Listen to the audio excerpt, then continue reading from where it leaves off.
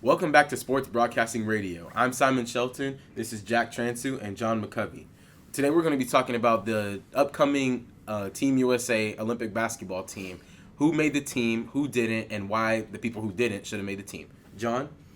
Well, to me, I think there's a couple people you could have chose over some of the players on the team. You know, you have Drew Holiday and Tyrese Halliburton and Kawhi Leonard, who are all stars in their own right.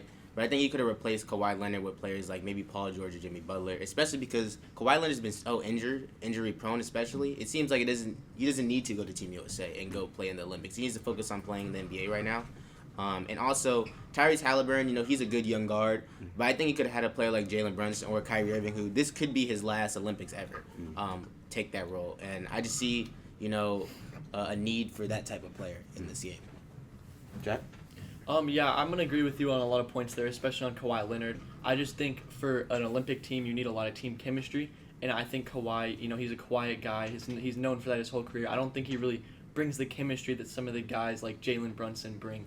And like you mentioned before about Tyrese Halliburton and Drew Holiday, they definitely are needed.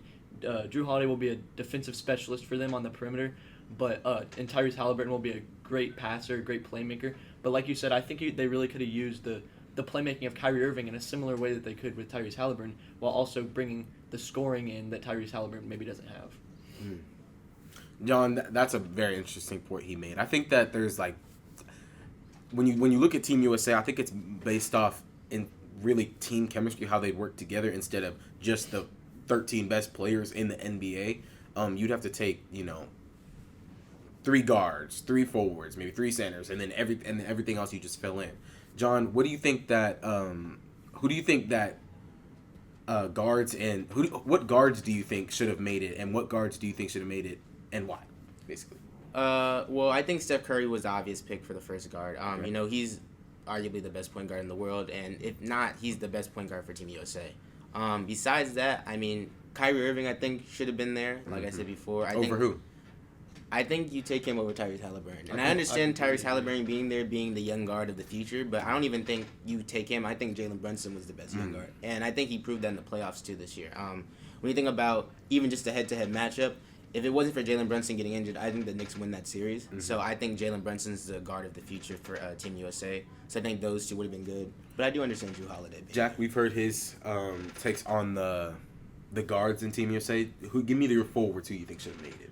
I honestly think they got it right. There's not many Team USA eligible players. Joel Embiid obviously decided to play for Team USA. That's a great pickup for them. And then really the second best guy there is Bam Adebayo, who they did select and who is on the team. Really after him, there's a huge drop-off down to guys like, Jarrett Allen. He was on the Olympics team last time.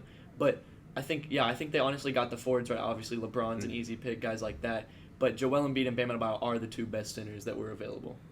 That's all for us today. Thank you for listening to Sports Talk Radio. I'm Simon Shelton. This is Jack Transu and John McCovey. Have a good day.